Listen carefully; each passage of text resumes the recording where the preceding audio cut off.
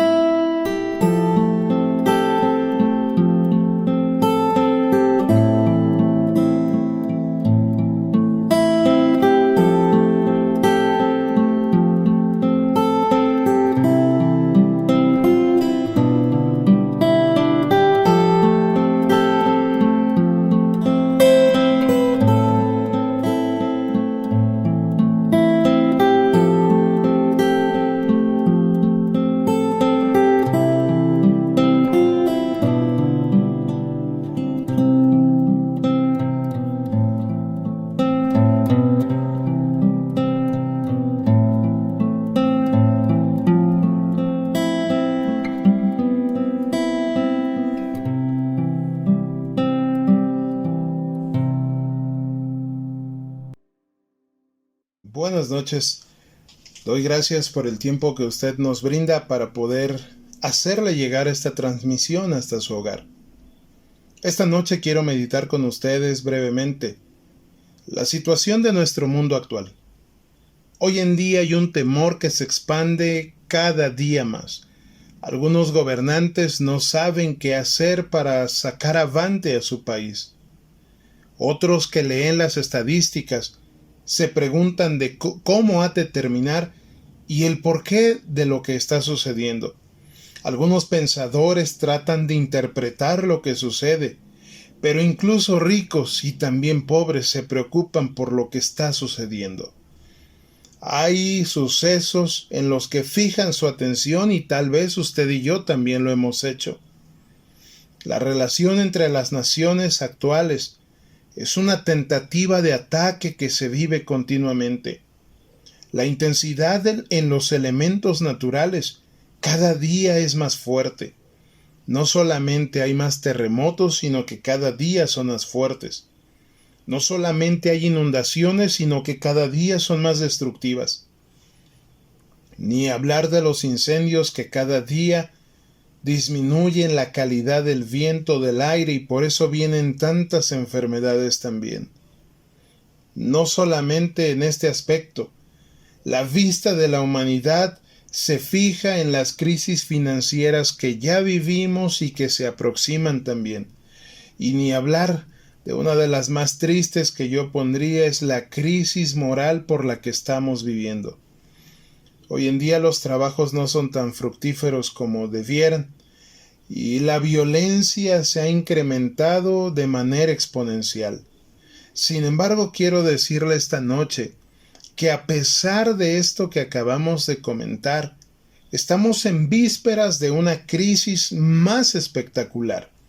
Pero al mismo tiempo, si usted conoce de la palabra de Dios, podrá entender en qué momento podremos librar esto que está sucediendo. Mis estimados, aproximadamente 700 años antes de Cristo, nace el profeta Daniel. Y a él se le da una serie de sucesos que debía escribir proféticamente para nuestros días. Quiero leer textualmente el capítulo 12, verso 1. En aquel tiempo se levantará Miguel. ¿Quién es Miguel? Es Jesús, el príncipe que está de parte de los hijos de tu pueblo. Y será tiempo de angustia, cual nunca fue desde que hubo gente hasta entonces. Explico. En los últimos días de esta tierra, habrá una angustia que no ha existido desde Adán hasta nuestros días. Continúa el verso diciendo, pero en aquel tiempo será libertado tu pueblo, todos los que se hallen escritos en el libro. Mis estimados, es una de las profecías bíblicas que al mismo tiempo que ejerce gran influencia de temor, debiera influenciar en nosotros esperanza. Quiero lanzar esta pregunta y al mismo tiempo que usted la responda durante esta disertación. ¿Cuándo terminará esta angustia que estamos viviendo? ¿Todos seremos librados por Jesús? Dos preguntas que quiero usted resuelva durante esta meditación. Para ello quiero traer a su mente un ejemplo que hemos tratado semanas anteriores. Una parábola que Jesús le mostró a sus oyentes que tiene que ver con las 10 vírgenes. Debo ponerlo rápidamente en contexto. Se acercaba un momento crucial. Era una boda. Para esta boda habían sido llamadas 10 vírgenes. La connotación de virgen es un ejemplo, una representación de todas las personas que profesan la fe pura en Jesús. Estas vírgenes debían llevar una lámpara y en la lámpara llevar aceite para poder ir alumbrando el camino mientras el novio llegaba a la boda.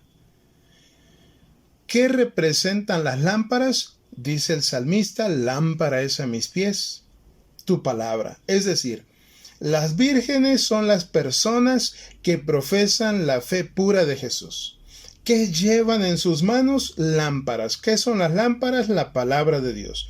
Pero esa lámpara no funcionaba sin aceite. Bíblicamente el aceite representa al Espíritu Santo. Entonces vamos a hacer aquí un conjunto. Las vírgenes, recuerde usted que la parábola representa a lo que hoy en nuestro vocabulario sería una fábula, una historia para darnos una lección. Se dicen vírgenes con lámparas y aceite. Vamos a traducirlo, personas que tienen fe en Jesús, que conocen la palabra de Dios, pero también dejan que el Espíritu Santo les guíe. Lamentablemente de estas 10, 5 son llamadas insensatas y 5 son llamadas sensatas. Estas insensatas tenían lámparas, sí, es decir, conocían la palabra de Dios, sí. Tenían aceite, también. Lamentablemente no era aceite suficiente. Por el contrario, las sensatas tenían lámparas, sí, es decir, conocían la palabra de Dios, pero habían hecho habían guardado aceite suficiente para la boda. Por lo tanto, podemos hacer una diferencia entre ambos grupos. Las vírgenes insensatas representan a todas las personas que nada más son oidoras, que conocen, pero no se dejan guiar por el Espíritu Santo. Es decir, puede que lean, puede que escuchen, el Espíritu Santo les dice hay que cambiar aquí, hay que mejorar, oye, deja que yo te ayude en esto, pero simplemente decimos no, no quiero. Por el otro lado, las vírgenes sensatas representan a aquellos que comprenden, aprecian y reciben los beneficios del Espíritu Santo que sin duda cooperan con la tarea que Dios les ha enseñado. Para puntualizarlo, las insensatas únicamente tienen la teoría de la verdad, pero no hay cambio en su vida. Esto quiero ejemplificarlo para que usted pueda entonces ir comprendiendo la segunda parte. Cuando las vírgenes se encuentran juntas, dice la parábola que a todas en la noche empieza a avanzar y les da sueño, así que todas llegan a dormitar. De momento se escucha, el novio viene y las 10 se levantan, las 10 toman su lámpara, pero 5 tienen aceite y 5 ya no. Así que las que no tienen aceite van y le dicen a las que tienen, denos de su aceite. Ellas contestan, mejor vayan y consigan, no vaya a ser que ni les alcance a ustedes ni nos alcance a nosotras. A simple vista y sin meditar bien, podríamos decir que codas. Podríamos decir que egoístas, no quisieron compartir del aceite, mis estimados. Este aspecto de la parábola nos representa que ninguno puede recibir al Espíritu Santo, porque dijimos que el aceite es el Espíritu Santo. Nadie puede recibirlo en lugar de otro.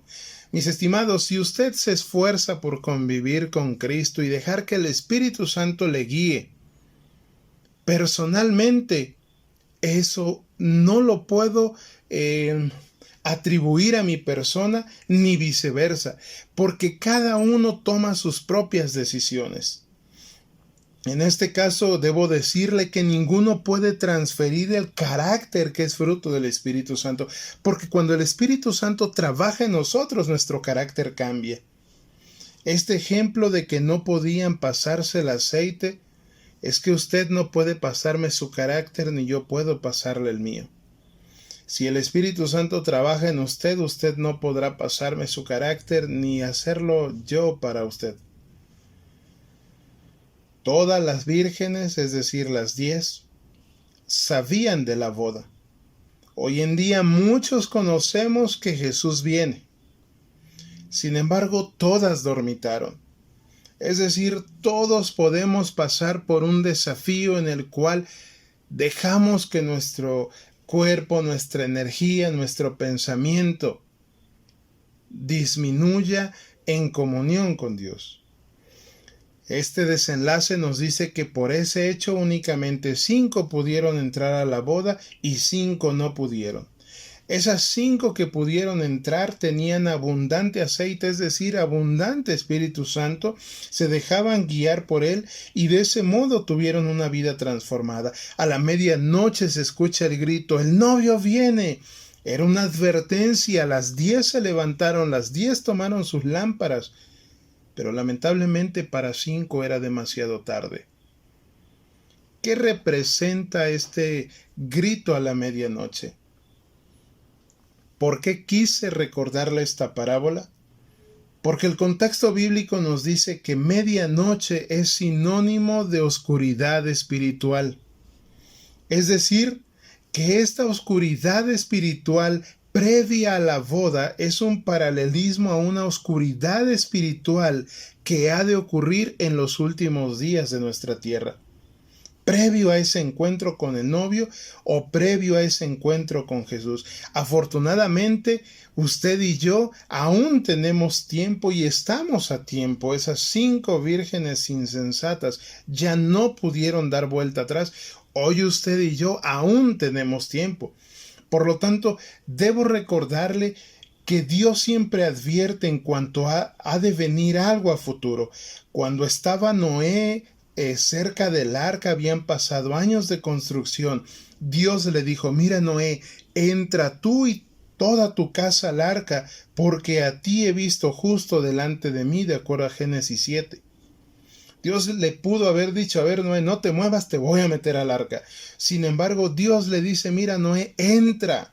Ya está el arca, pero es importante que tomes la decisión, actúes y puedas entrar.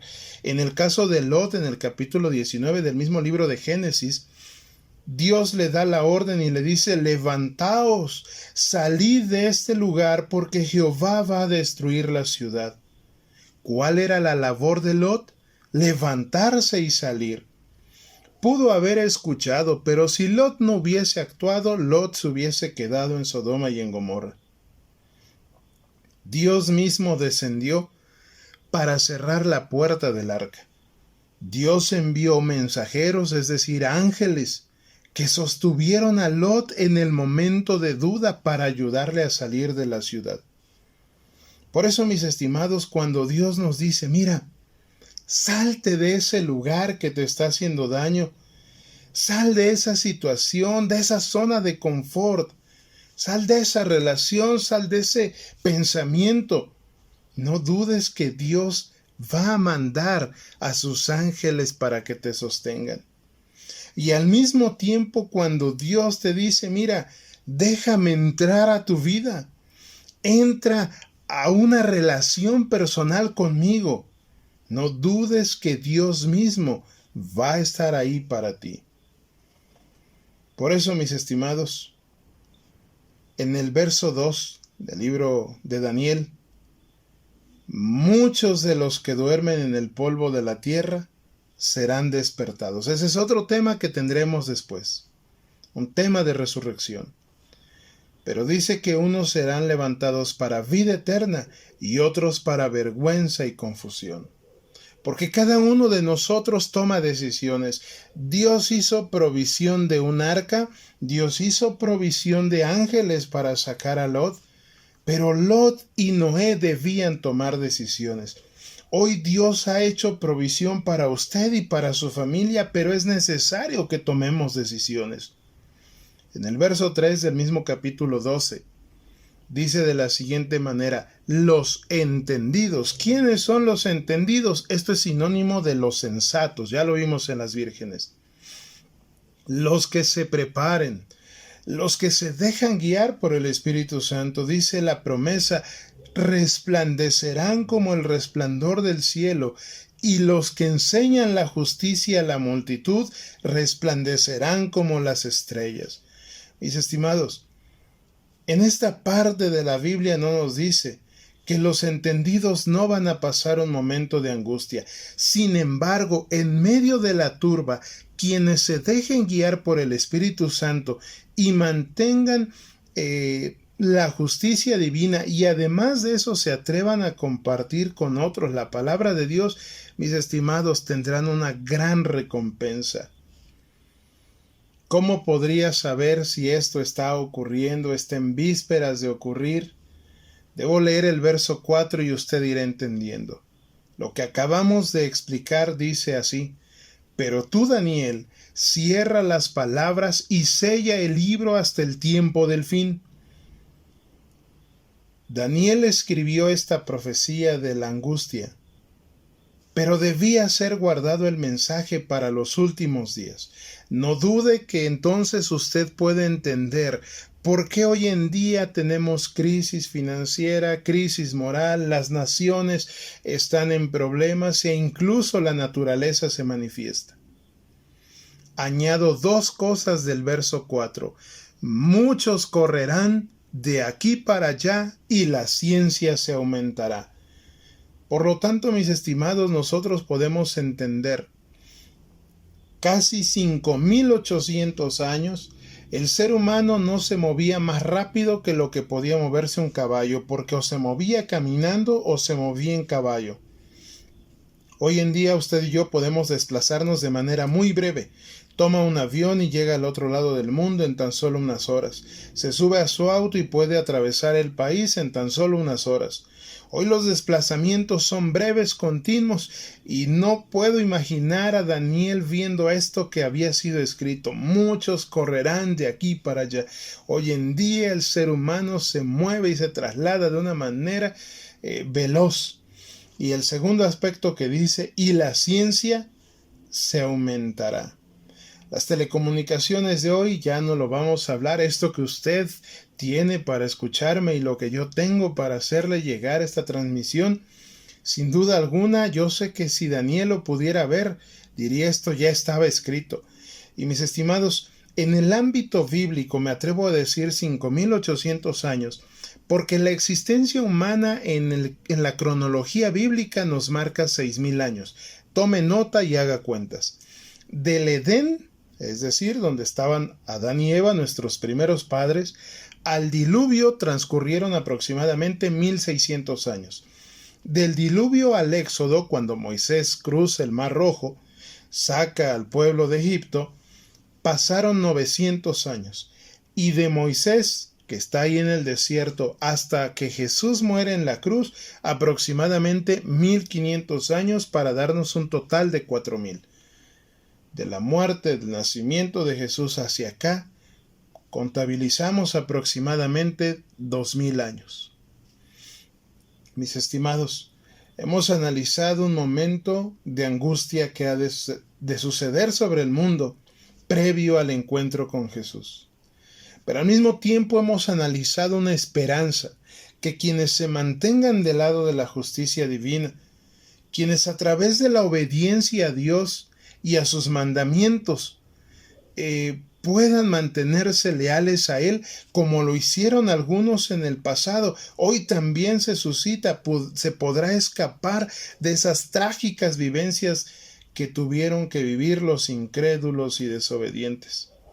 Por eso quiero recordarle que los que tuvieron fe actuaron.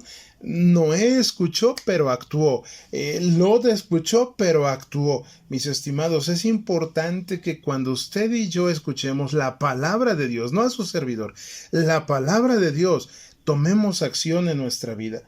Debemos pedir a Dios que nos sostenga en sus brazos y nos lleve a través del tiempo de prueba que se avecina.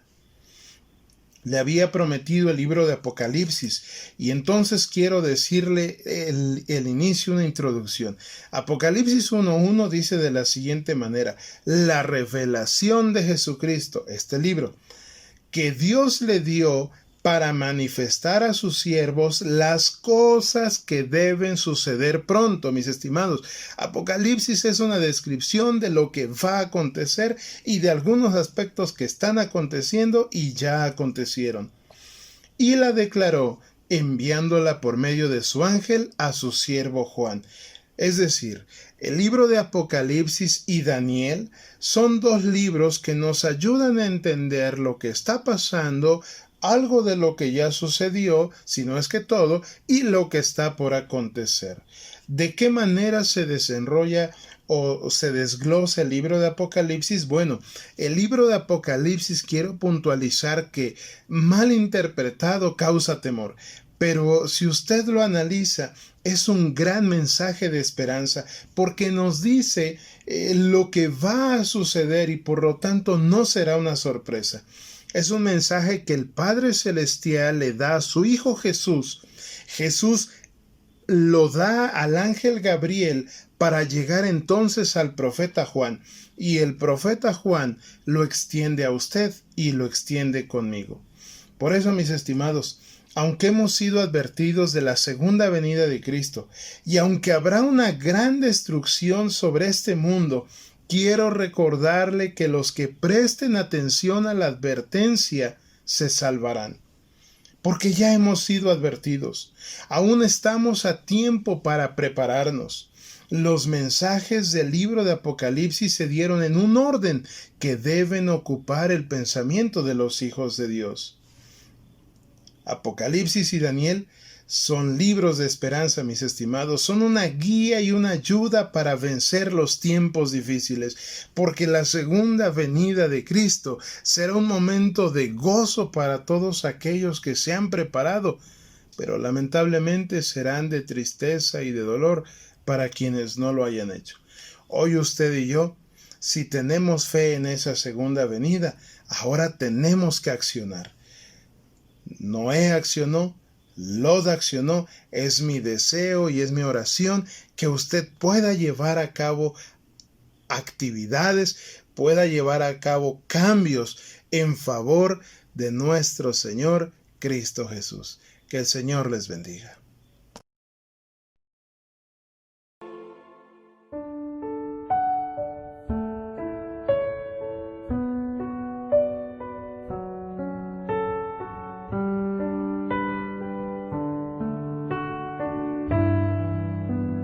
Los esperamos la próxima semana, a la misma hora y desde esta misma emisora, e invite a otros para que también nos puedan escuchar. Que sigan teniendo una excelente noche.